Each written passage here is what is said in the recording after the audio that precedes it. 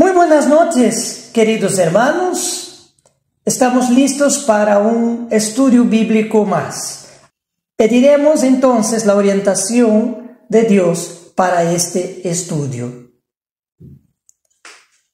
Dios Santo que habita la eternidad, te damos las gracias, Señor, por esta oportunidad que nos da a todos de poder estudiar un poco más de tu santa palabra. Te pedimos, Señor, que abra nuestras mentes y nuestros corazones, que podamos comprender este mensaje para que sea útil y de provecho para nuestro crecimiento espiritual.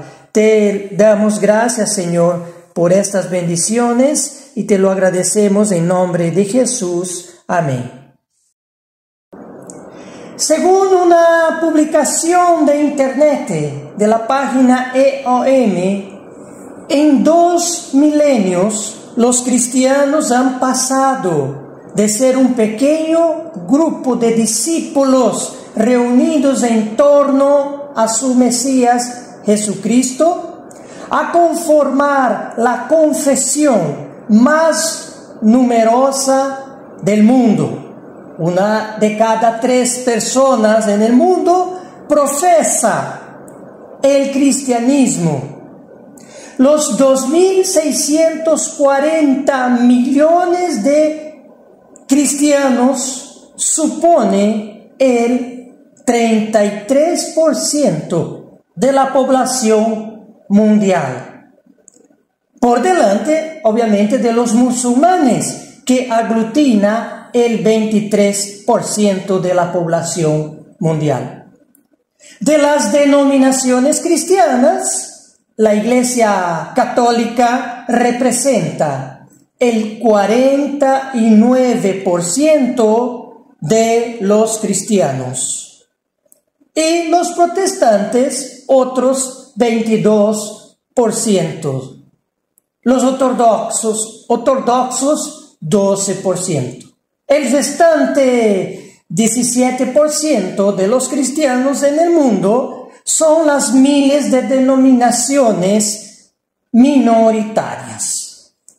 La publicación de internet prosigue diciendo que 100 años antes el cristianismo contaba con alrededor de 1.500 millones de adeptos menos que hoy, lo que demuestra que el siglo XX fue una época de enorme expansión del cristianismo. Pese a esto, tenemos lo profetizado por los apóstoles de Jesús, de Pedro, lo profetizado por Pedro y por Pablo sobre la decadencia moral de las sociedades humanas en estos últimos días en que vivimos.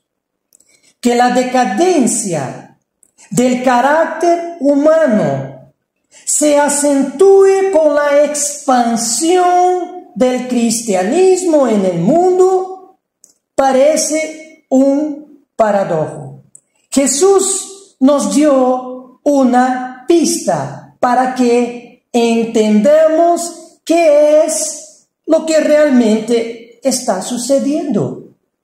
Hablando de los últimos días, del periodo denominado Principio de Dolores, leemos allá en Mateo, capítulo 24, versículo 5, porque vendrán muchos en mi nombre, diciendo, yo soy el Cristo, y a muchos engañarán.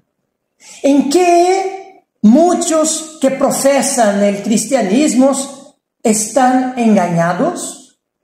Para responder a esa pregunta, es necesario que nos remontemos a los orígenes del verdadero cristianismo, que nos dará las pistas necesarias para identificar paralelamente lo que consiste este engaño dentro de las denominaciones que profesan el cristianismo. Según la historia bíblica, el cristianismo surgió sobre una base ya existente, que es el judaísmo. Pero a su vez, el judaísmo surgió desde la base de la religión de la antigua nación de Israel, a partir del éxodo desde Egipto. La nación teocrática de Dios estaba fundamentada en los escritos hebreos, divinamente inspirados. Desde el Pentateuco, los primeros 5 libros de la Biblia, escritos por Moisés, también los libros históricos, los libros proféticos y los libros de sabiduría. Todos ellos conforman la totalidad de la Biblia hebrea, lo que hoy la conocemos como Antiguo Testamento. Además de Jesús afirmar que no ha venido a anular la ley y los profetas, vamos a un texto conocido por la mayoría de nosotros, pero que contiene una verdad y explicación extraordinaria de parte de Jesús, que refuerza el hecho del cristianismo haber surgido en el seno del judaísmo. El cristianismo es efectivamente la continuidad ampliada del conocimiento de la primera, del judaísmo, y por lo tanto la religión más antigua de la historia de la humanidad, una religión monoteísta instituida por Dios. Vamos al Evangelio de Lucas. Lucas capítulo 16, ahora empezando por el versículo 16, dice: la ley y los profetas, dijo Jesús, se proclamaron hasta Juan. Desde entonces se anuncian las buenas nuevas del reino de Dios, y todos se esfuerzan por entrar en él. Versículo 17.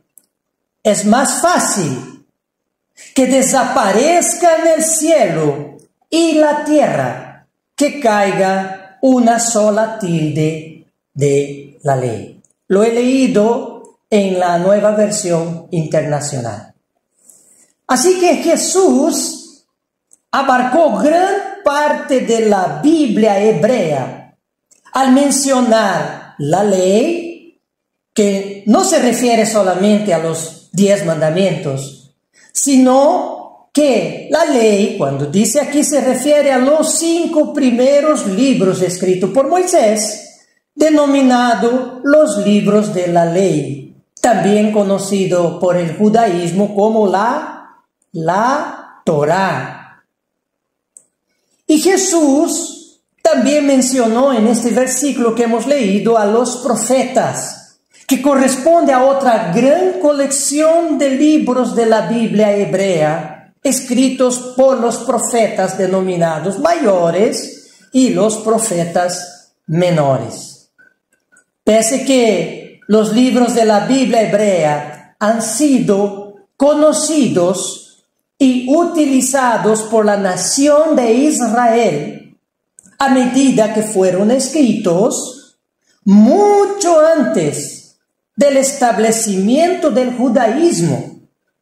No fue entonces hasta el regreso de los judíos de su cautiverio de Babilonia que el sacerdote Esdras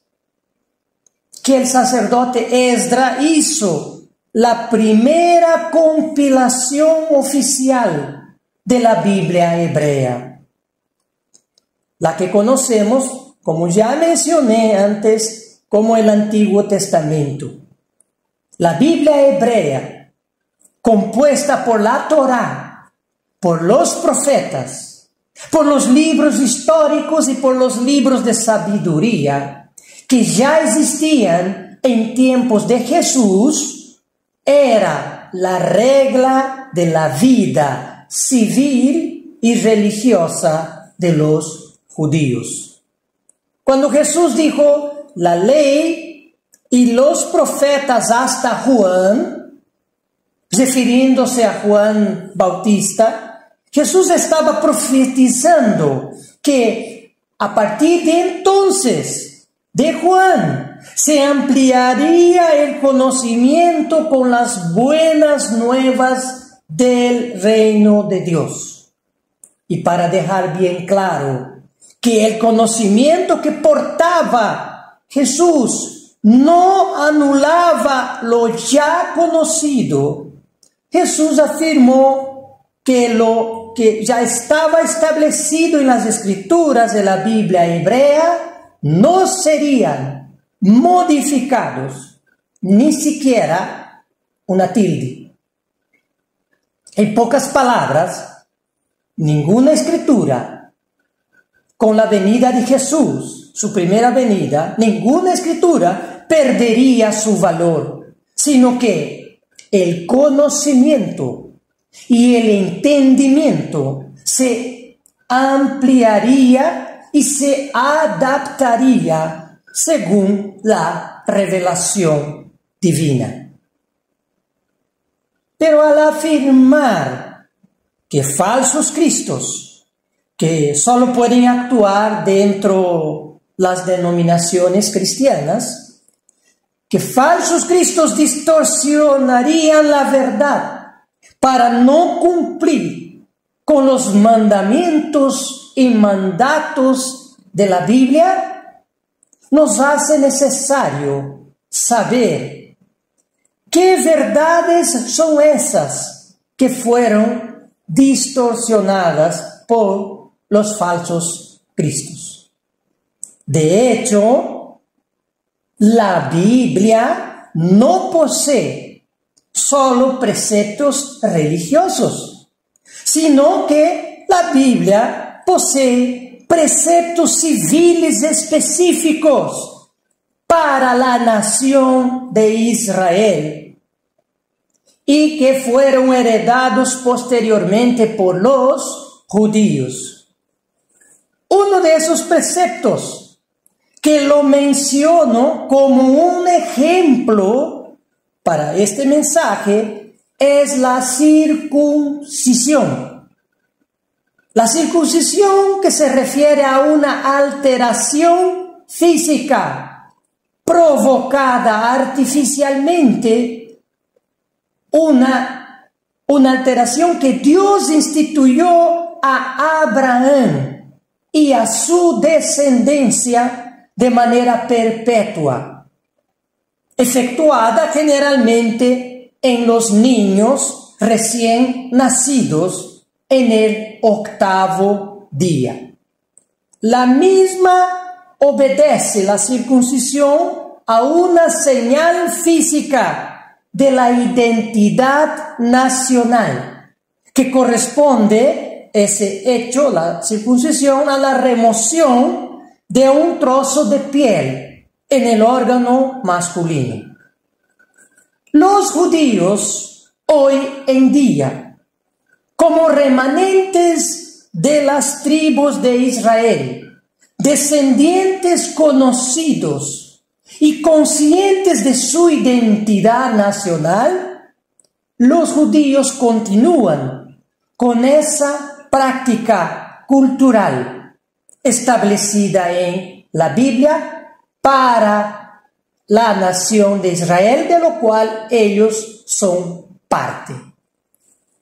Mismo que un judío se convierta al cristianismo, continuará practicando la circuncisión a sus hijos, porque tiene ese mandato bíblico nacional a perpetuidad.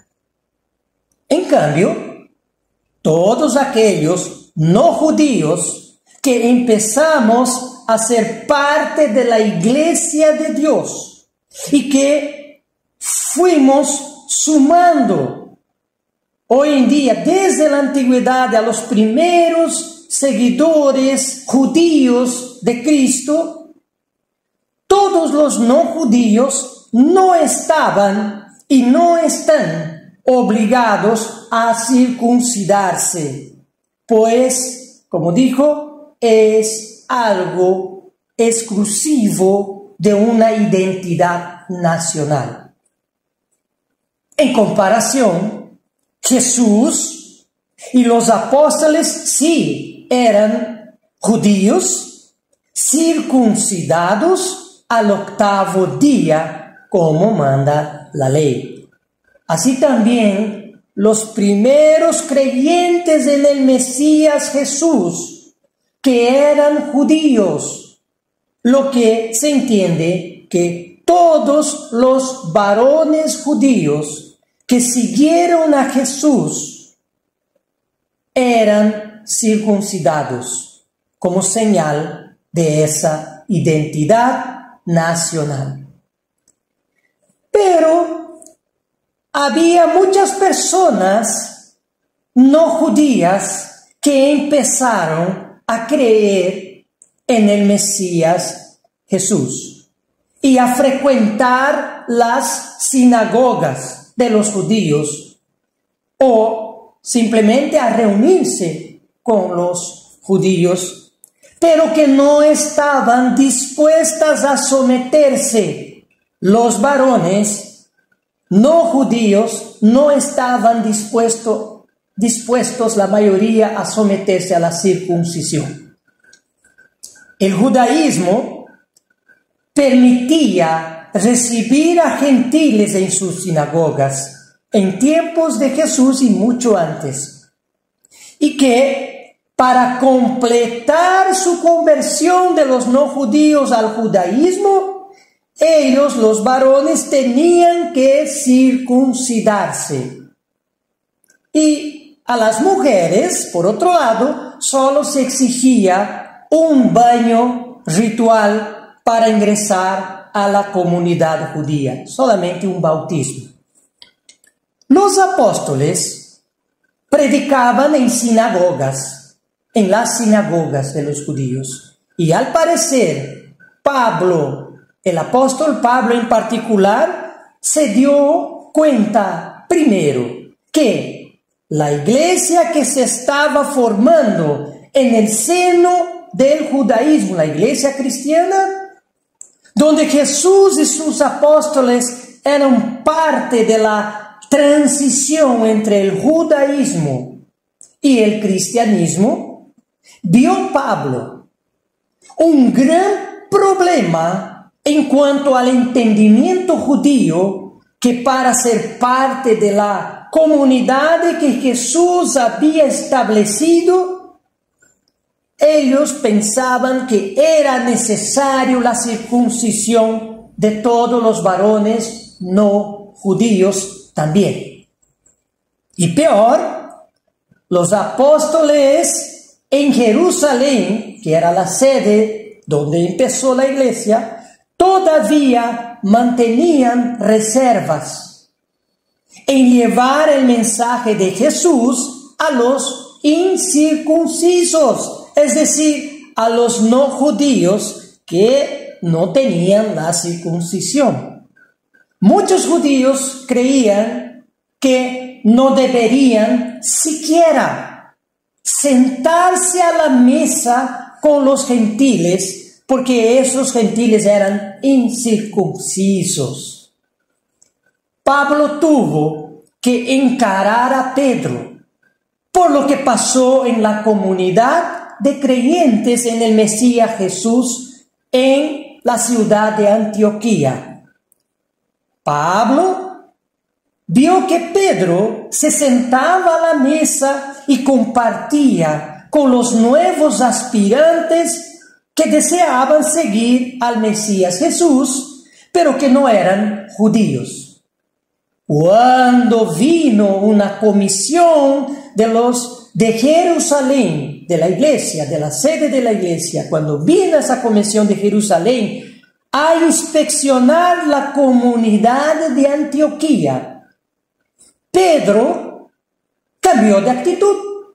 Ya no se sentaba con los gentiles con miedo de los apóstoles que vinieron de Jerusalén. En el libro de Gálatas, capítulo 2, podemos pasar allá. Gálatas, capítulo 2, versículo 12. Pablo aquí reprende a Pedro.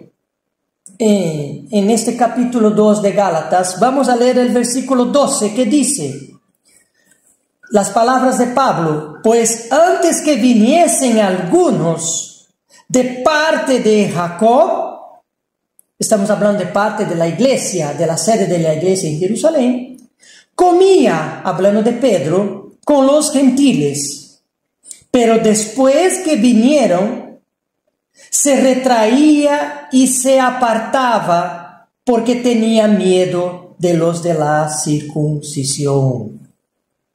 Pablo fue el primer a entender que la circuncisión es una señal física exclusiva de los judíos y no se debería exigirla a los gentiles para ingresar al cuerpo de creyentes en el Mesías Jesús, que dio origen estos cuerpos de creyentes a la iglesia de Dios.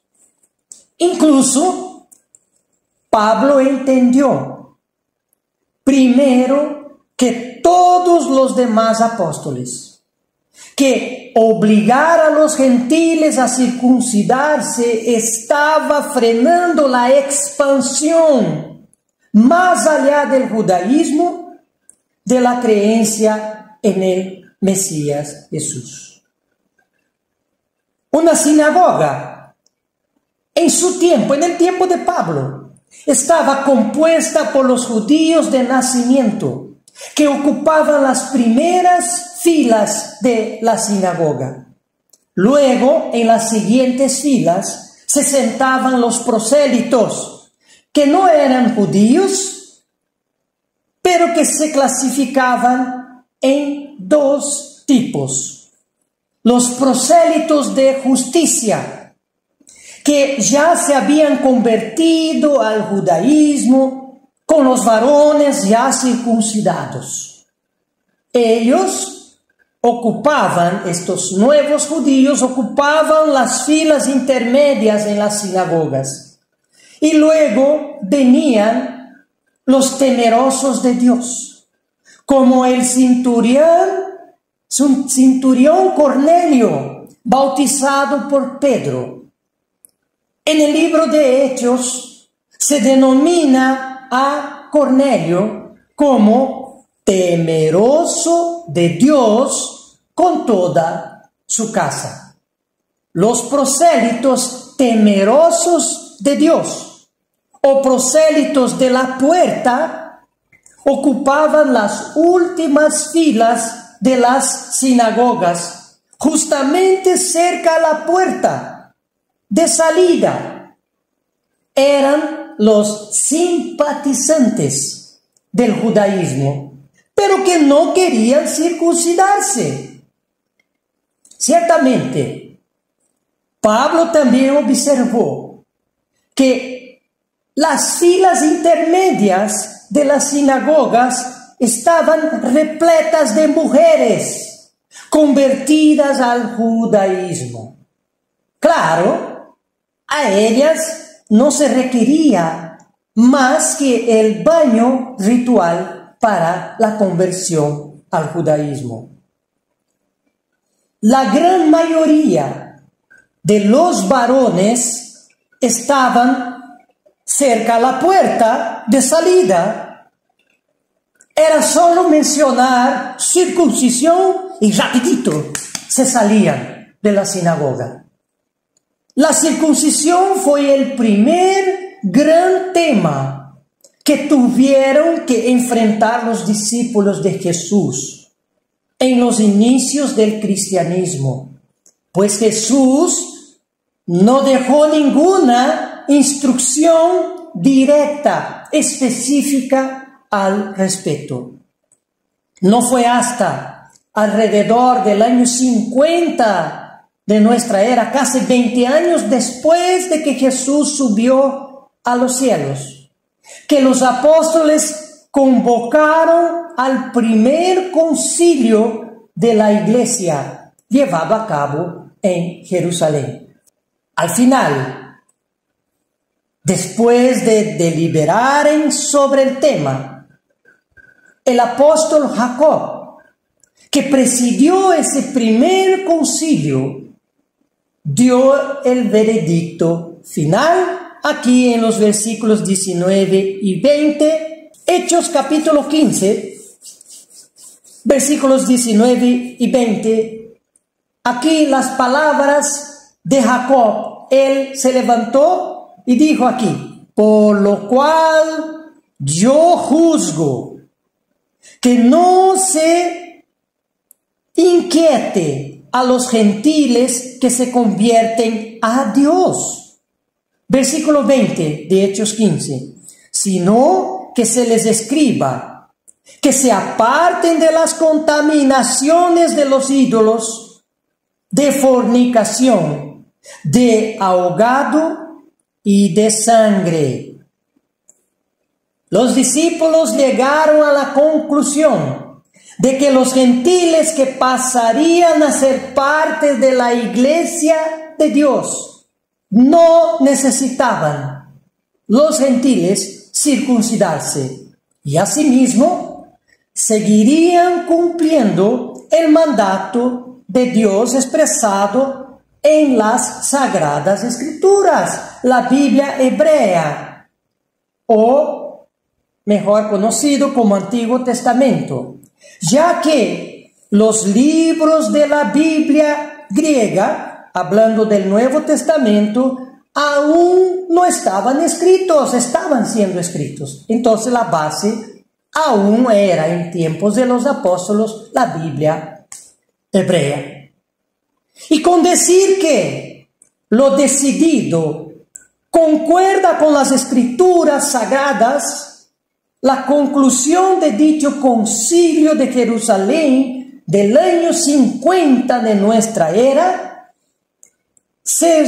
nos referimos a la aplicabilidad de las 7 leyes de Noé a los gentiles. Pues realmente el judaísmo creía que los gentiles, sin cumplir todo lo que cumplían los judíos, los gentiles podrían salvarse. Las 7 obligaciones de los gentiles para ser parte de la comunidad judía excluye la exigencia de la circuncisión.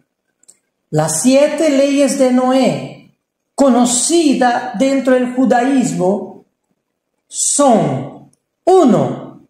No adorar ídolos. 2. No blasfemar. 3. No cometer pecado de índole sexual. 4ª ley de Noé: no robar. La 5ª ley para los gentiles que se convierte al judaísmo: la 5ª, no asesinar. La 6ª, no comer la carne de un animal vivo. La 7ª y última ley de Noé: establecer cortes de justicia para implementar el cumplimiento de dichas leyes. Estas leyes desobligaban a los gentiles a circuncidarse. Y Pablo las utilizó para justificar el ingreso de los gentiles a las sinagogas y para que sean parte oficial de las comunidades judías mesiánicas, las que creían en el Mesías Jesús. Pablo arguyó el concepto de Moisés sobre una circuncisión espiritual y no así física, pensamiento que se repite en Levíticos y en el libro de Jeremías. Y Pablo lo volvió a decirlo en el tiempo preciso y determinado, quebrando un verdadero obstáculo entre los judíos y los gentiles. Romanos, capítulo 2. Aquí las palabras decisivas de este gran teólogo. En Romanos, capítulo 2, versículos 28 y 29. Pues no es judío el que lo es exteriormente, ni es la circuncisión la que se hace exteriormente en la carne. Versículo 29, sino que es judío el que lo es en el interior, y la circuncisión es la del corazón, en espíritu, no en la letra, la alabanza del cual no viene de los hombres, sino de Dios. Y a partir de Jesús, lo que nos esforzamos en seguir este camino de vida, tal como explicó el apóstol, vamos allá, lo que dijo Pablo en Gálatas 3, capítulo 3, versículos 28, 29. Ya no hay judío ni griego, no hay esclavo ni libre, no hay varón ni mujer, porque todos vosotros sois uno en Cristo Jesús. Versículo 29. Y si vosotros sois de Cristo, ciertamente linaje de Abraham sois, y herederos según la promesa. Lo que nos conecta con el linaje de Abraham, que es el linaje de Sem, hijo de Noé, que es el linaje de Sete, hijo de Adán, de quien desciende Noé. Lo que nos conecta con ese linaje es la fe en Cristo, que se traduce en la obediencia de todo lo que ha enseñado y amplificado Jesús de la palabra de Dios.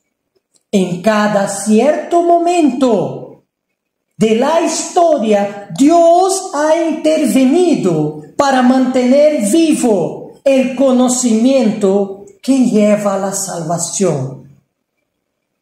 Destruyó Dios al mundo antiguo cuando el linaje de Sete se redujo a un solo justo en toda la tierra. Noé, con quien Dios reinició la civilización humana, se salvó.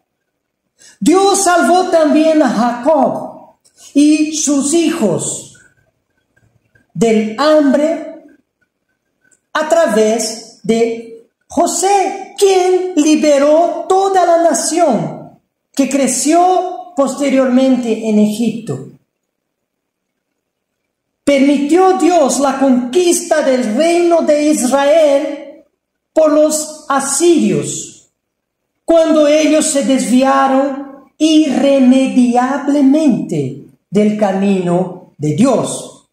Pero permitió la permanencia de Judá para mantener las verdades hasta que vino Jesús para abrir la salvación a todo el mundo, empezando por su iglesia. Y acá citamos nuevamente la paradoja del tiempo del fin que vivimos hoy, caracterizado por la proliferación de miles de denominaciones cristianas y al mismo tiempo la decadencia de la moral en las sociedades humanas. Pero la mayoría avasalladora de las denominaciones cristianas existentes, pese que todas profesan a Cristo, profesan el amor al prójimo, ellas viven en una constante ruptura, estas denominaciones cristianas actuales, viven en una constante ruptura con el judaísmo y consecuentemente perdieron la conexión estrecha con la religión que Dios viene enseñando por generaciones desde el linaje de Sete hasta Jesús y actualmente su verdadera iglesia. Lo que Jesús realmente condenó fueron de los judíos, de su época. No fue el conocimiento de las Escrituras. Lo que Jesús condenó, aquí está claro, un ejemplo en Marcos capítulo 7, versículo 9. Jesús condenó del judaísmo algo distinto.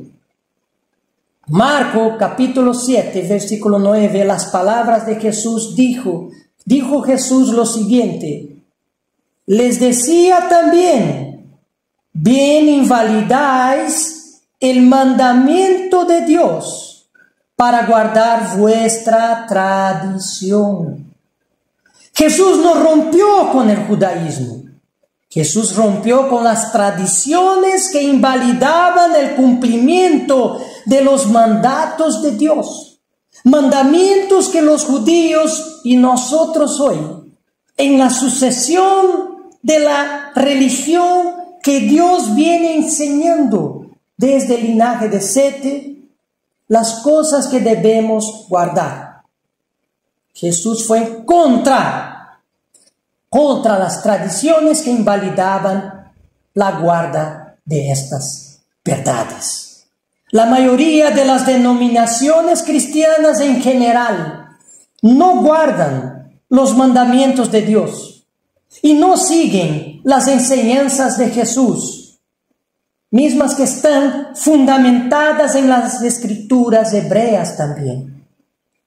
Y el argumento utilizado por la mayoría de las denominaciones cristianas es que los mandamientos de Dios se tratan de puras tradiciones judías que Jesús ha clavado en la cruz, cuando en realidad eso no es cierto. Después de Simón el Mago, en la época de la predicación de los apóstoles, después de Simón el Mago fueron apareciendo otros que se infiltraron en las comunidades cristianas y buscaron engañar a los creyentes en el Mesías Jesús. La caída de la nación de Judá en manos del Imperio Romano a lo largo de 3 guerras entre los años 66 hasta el año 135 de nuestra era, fue la disculpa perfecta para que voces gentiles empezasen a hacer la campaña para romper con el judaísmo, ya que los judíos eran los enemigos del imperio. Así que estos gentiles que querían ingresar al judaísmo o a la comunidad cristiana de la iglesia de Dios, que estaba compuesta en su mayoría de judíos, cuando empezaron, ellos dijeron: che, aquí nos están confundiendo con judíos, ellos son enemigos del Imperio Romano, tenemos que hacer algo para separarnos de los judíos en todos los aspectos. Y ya para el final del siglo II, el obispo de Roma llamado Víctor, declaró que su cargo era superior a todos los obispos de todas las iglesias cristianas a lo largo y ancho del Imperio Romano. Ese obispo romano fue quien cuñó el término excomunión para sacar fuera del cristianismo a todos los contrarios a él, rotulándolos como herejes. En la época, las iglesias del Oriente, en la época de Víctor, estamos hablando ya del final del siglo II de nuestra era, las iglesias del Oriente, las iglesias cristianas del Oriente, que eran la mayoría constituida por las comunidades de Asia Menor, de Judea, de Egipto, incluso las griegas, ellas no estaban al principio dispuestas a aceptar completamente las imposiciones del obispo de Roma. Pero había algo en común entre todas ellas. Ellas no tenían sede central, pues Jerusalén ya había sido tomada hace 120 años atrás por los romanos y destruido el templo. En todo ese tiempo, las iglesias locales estuvieron ocupadas, cada una por su lado, sin sede en Jerusalén, se debatiendo entre la naturaleza de Jesús y la validez de guardar la Pascua en la fecha que observó Jesús, es decir, en la fecha del 14 del mes de Nisan. Y también se debatían si la guarda del día de reposo tenía realmente que ser el sábado del séptimo día. Los verdaderos seguidores de Cristo, que no se envolvieron en esas vanas discusiones, entendieron que sí había una transición entre el conocimiento dado a Israel y la iglesia de Dios establecida por Cristo. Comprendieron que las verdades de Dios estaban dejando de ser exclusivas de una nación específica, en este caso la nación de Judá, para ser enseñadas y practicadas por las personas de todas las naciones, tribus y lenguas. Sin embargo, el cuestionamiento de que si los seguidores de Cristo deberían o no practicar lo que los judíos practicaban, hizo con que muchos se alejasen de la verdad. Por lo tanto, con los datos lanzados hasta acá en este mensaje, podemos entender que la iglesia de Dios es una continuidad de las verdades de Dios desde la descendencia de Set. Hechos capítulo 1, versículo 8. Aquí están las palabras de Jesús en Hechos capítulo 1, versículo 8, muy importantes, que demuestra esta última y grande fase de las verdades de Dios bajo la iglesia de Dios. Hechos capítulo 1, versículo 8 dice: pero recibiréis poder cuando haya venido sobre vosotros el Espíritu Santo, y me seréis testigos en Jerusalén, en toda Judea, en Samaria y hasta lo último de la tierra.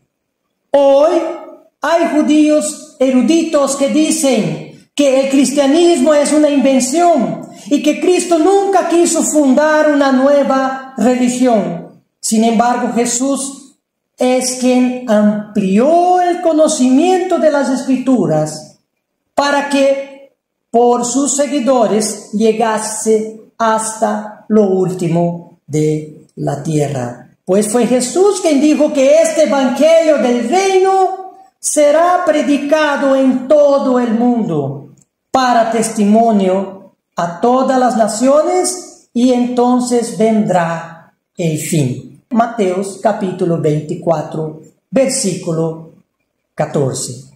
La nación de Judá rechazó la dimensión desconocida de la ley de Dios y el reino venidero que Jesús predicó, aunque muchos judíos lo han creído, juntamente con el resto de las personas no judías, llamadas de todas las naciones.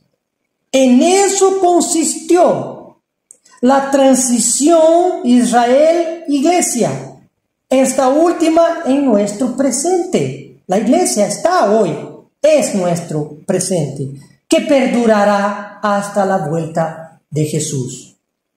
Pero por otro lado, también hubo una ruptura muy profunda entre el judaísmo y los infiltrados en las comunidades cristianas que buscaron poder, siguieron profesando una aparente creencia en Jesús, pero no estaban dispuestos a obedecerle. Fueron los responsables de cambiar el día de reposo del sábado para el domingo, de desechar las fiestas santas de Dios, sustituyendo por festividades paganas, de realizar un cálculo diferente para la Pascua, para que nunca coincida con la llamada Pascua de los judíos.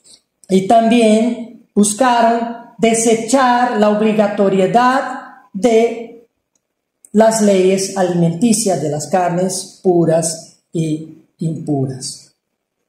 Hoy, como hemos ya visto, el 33% de la población mundial profesa el cristianismo. Sin embargo, en ese gran porcentaje de los llamados cristianos, la mayoría avasalladora se originó de la rama del cristianismo que rompió con el judaísmo en todos sus aspectos, no solamente tradiciones. Pero nosotros, en las iglesias de Dios, que entendemos esa transición de Israel-Iglesia, mantenemos hoy las verdades de Dios tal cual enseñó Jesús y sus apóstoles.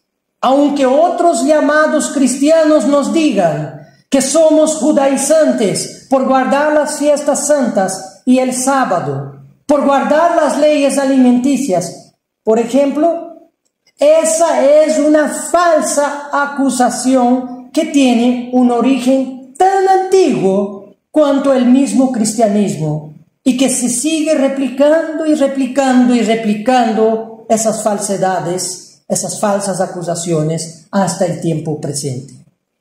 Esos tres ejemplos más comunes que guardan los judíos en la época de Jesús tienen sus orígenes mucho antes de la formación del reino de Judá en el siglo X a.C. La guarda del sábado tiene sus orígenes en la creación mismo del hombre, que fue en el sexto día. Y al día siguiente, Génesis, y es algo que tenemos todos de memoria en nuestras cabezas, Génesis capítulo 2, cuando Dios dice, y acabó Dios en el día séptimo la obra que hizo, y reposó el día séptimo de toda la obra que hizo. Eso está en el capítulo 2, versículo 2 de Génesis, y el siguiente versículo 3 todavía dice, y bendijo Dios al día séptimo, y lo santificó, porque en él reposó de toda la obra que había hecho en la creación. Así que Génesis capítulo 2, versículos 2 y 3 es muy claro en cuanto a cuándo fue creado, cuándo fue instituido la guarda del sábado. La ley de las carnes limpias ya era conocida también en los tiempos de Noé, cuando en el arca entraron 7 pares de los animales limpios y un par de los animales no limpios. Ahí no existían judíos todavía. Entonces es una institución muy antigua de parte de Dios. y las fiestas santas del calendario sagrado como parte de la revelación progresiva que Dios hace. Ellas fueron instituidas a la salida del pueblo de Israel de la esclavitud de Egipto. Más de 500 años antes de la división de los reinos entre Israel y Judá, que marca esa fecha el inicio del judaísmo. Por ello, es por demás importante entender ese contexto sobre los orígenes del cristianismo que profesamos. Y para ir concluyendo este mensaje, vamos a lo que Jesús nos pide hoy. En las últimas eras de la iglesia, si podemos estudiar con calma el capítulo 3, en las últimas 2 eras de la iglesia a partir de los versículos 10, vamos a ver que Jesús nos pide para que guardemos su palabra y su paciencia, para que seamos protegidos en lo que está por venir, que es la gran tribulación. Y el versículo 11 del capítulo 3, anótense, es cuando Jesús dice, para que retengamos lo que tenemos, lo que hemos aprendido, que viene desde la antigüedad, desde los tiempos del linaje de Set. Entonces, y lo que tenemos es este conocimiento de Dios que ha dado a todos los llamados a través del tiempo.